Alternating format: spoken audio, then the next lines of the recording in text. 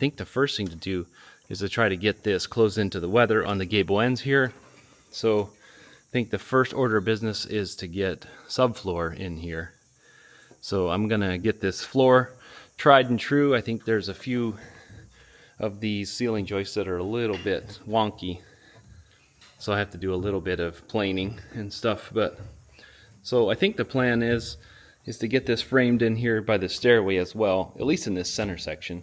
And I don't know for sure where the stairway is going to cap off yet, so I think I'm just going to do it solid, maybe just screw in these last couple so I can remove them easily if need be, then re-secure them.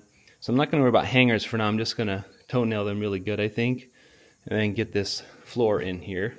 And then once that's done, then I can figure out about framing out this gable end wall here on either end. I'm really happy how this turned out. There's lots of room up here. We're planning to have a bedroom on either end, I think, and stairs coming up in the middle, maybe a bathroom here. We'll see how that all works out. But the plan for today is to get this subfloor down. So it's been a busy couple of days.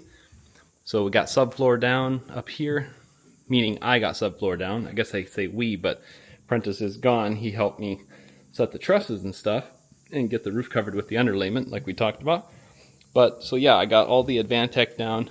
This is actually my first time trying advantech.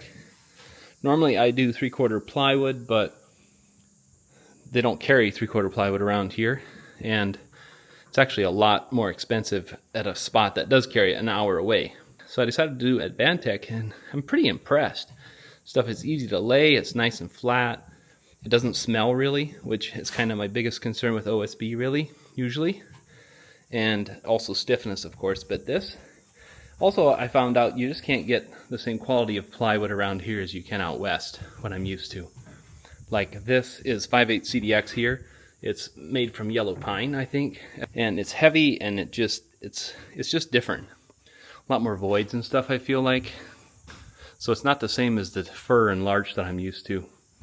But yeah, overall really happy having that upstairs underlayment on. Turned out nice and straight and beautiful. I did have to do a little planing on these yellow pine, can't really show it, but these rafters here in that center, I did have one that was low and one that was high, so I ended up having to do a little bit of planing.